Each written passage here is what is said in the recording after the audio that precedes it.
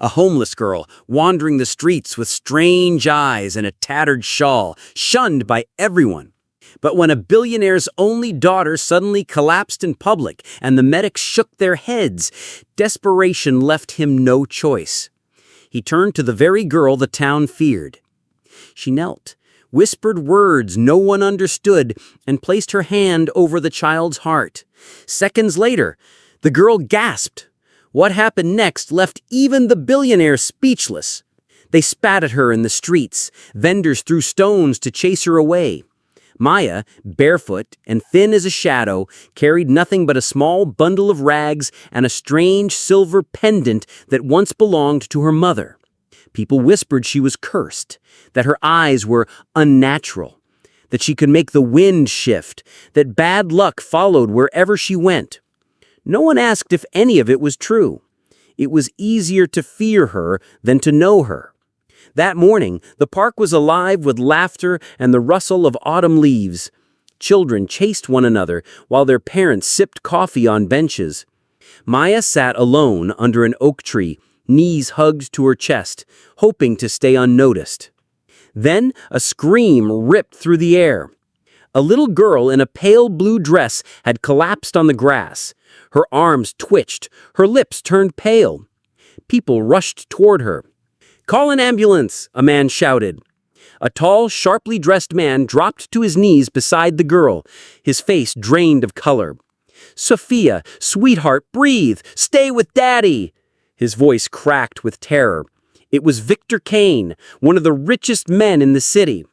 Paramedics arrived within minutes. They worked frantically, pressing oxygen to Sophia's face, checking her pulse, starting IV lines, but nothing seemed to work. One medic's voice was low, almost apologetic. "Sir, she is slipping away." Victor's hand shook as he clutched his daughter's tiny fingers. "No, no, please, I will give anything to save her." His desperate plea made even strangers in the crowd swallow hard. Then a soft voice broke through the chaos. "I can help." Heads turned. Maya stood there, her shawl wrapped tightly around her, the strange silver pendant that once belonged to her mother. Gasps rippled through the crowd. "It's that witch girl! Keep her away! She will make it worse!" Victor looked at her as if she were both a threat and the lifeline. "You?" His tone was sharp. "You think you can do what trained doctors cannot?" Maya stepped closer, her eyes calm but unyielding. "Let me try. You have nothing left to lose." For a heartbeat, the world seemed to hold its breath. Victor's gaze locked with hers. In that moment, he had to decide, trust the girl everyone feared or watch his daughter fade before his eyes. Victor's heart pounded. Every rational thought screamed, no. This was madness, trusting a homeless girl accused of witchcraft over trained professionals. But then he looked down at Sophia. Her breathing was shallow, her little hand limp in his. The monitor from the paramedics emitted a slow, ominous beep. He clenched his jaw. "Do it," he whispered. The paramedics exchanged worried glances. One stepped forward. "Sir, with respect, this could be dangerous. We do not know who she is." Victor's voice was low but firm. "You had your chance. Now she has hers. Move!" Maya knelt beside Sophia.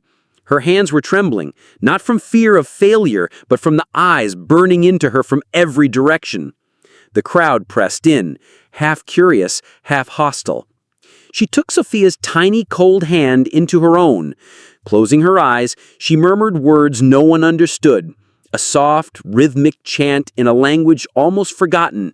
The silver pendant around her neck began to sway gently, catching stray beams of light. The murmurs grew louder. "She is casting a spell! This is black magic! She will kill her!" Victor silenced them with a glare sharp enough to cut glass. "Quiet!" Maya pressed her palm lightly against Sophia's chest. Her breathing slowed, as if she were listening for something deep within the child. Then she whispered again, but this time the words carried a strange, soothing melody. The park seemed to fall still. Even the wind stilled in the trees. Then A faint gasp. Sophia's tiny chest rose, her lips moved ever so slightly as if trying to form a word. Victor leaned closer, his eyes wide. Sophia? Her eyes fluttered open just for a second. A tear slid down Victor's cheek. The paramedics, stunned, rushed forward to check her vitals. Her pulse is stronger, one muttered in disbelief. She is stabilizing. This is impossible. The crowd erupted in gasps and frantic whispers. But before anyone could speak, a sharp, angry voice cut through the moment. Enough! Step away from the child! 3 uniformed officers pushed through the crowd. One pointed directly at Maya. You are under arrest for practicing witchcraft and endangering a minor. Victor's face hardened. You will not touch her, he growled, placing himself between Maya and the officers. The crowd froze. The man they all feared for his power and wealth had just taken the side of the girl they despised, and no one could have guessed the storm this moment was about to unleash. Gasps rippled through the park as the 3 officers pushed forward. "Step aside, sir," the lead officer barked. "The girl is coming with us. We've had complaints for months about her activities." Victor didn't move. His tall frame cast a long shadow over Maya. "Complaints from who? The same cowards who stood here and watched my daughter dying while she sat alone in the grass?" "Sir, she is accused of witchcraft," the officer said firmly. "That's a serious—" "Accused," Victor snapped, "is not the same as guilty." His voice was deep, the kind of tone that made even armed men think twice. Maya lowered her eyes. She had been here before, cornered, accused, powerless. But this time felt different. This time, someone stood between her and the darkness. Sophia's voice, weak but clear, cut through the tension. "Daddy, don't let them take her!" The crowd fell into an uneasy hush. Even the officers glanced at one another. "She saved me," Sophia whispered. "When I couldn't breathe, she made the pain go away." The paramedics, still kneeling nearby, were baffled. One finally spoke. "Her pulse was almost gone. Now it's strong. Honestly, sir, I have no medical explanation for this." A middle-aged man in the crowd shouted, "That's because it's sorcery!" Another woman hissed, "She'll bring a curse on us all!" Maya flinched, her fingers tightening on the pendant at her chest. The silver felt warm, almost alive against her skin. Victor turned slowly, his voice cutting through the noise. "Do you hear yourselves? You would rather call a miracle a curse than admit you were wrong about her. You spread lies about a child you didn't understand, and today that child saved my daughter's life." But the lead officer stepped closer, lowering his voice. "Mr. Kane, off the record, you don't understand. This girl, people say she can heal. People say she knows things she shouldn't. That kind of talk doesn't just disappear. If you protect her, you'll be putting yourself in the middle of something much bigger." Victor didn't blink. Then maybe it's time someone did. The officers studied him, then glanced at Maya, then back. The air between them felt charged, not just with conflict, but with something unspoken. Maya finally lifted her head. Her voice was soft but steady. "They will never believe me, but if you knew who my mother was, you'd understand why." Victor's brow furrowed. "Who was she?" Before Maya could answer, another set of sirens wailed. Louder, closer. Not police time, but black SUVs pulling up along the park's edge. Men in dark suits stepped out, their faces unreadable. And for the first time that day, it was Victor who looked uncertain. The black SUVs rolled to a stop. Men in dark suits stepped out, scanning the park with practiced precision. Their presence made the crowd uneasy. These were not ordinary security guards. One of them approached Victor, speaking quietly. "Mr. Kane, we have been looking for her." Victor's gaze hardened. "Looking for who? The girl you've all been chasing like an animal?" The man glanced at Maya. "She is not just a homeless girl. She is the daughter of Dr. Amara and Dolly."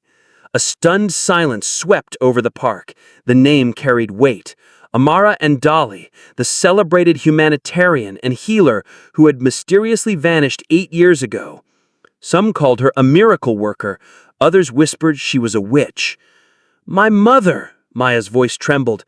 "She didn't vanish. She was hunted. They were afraid of her gift.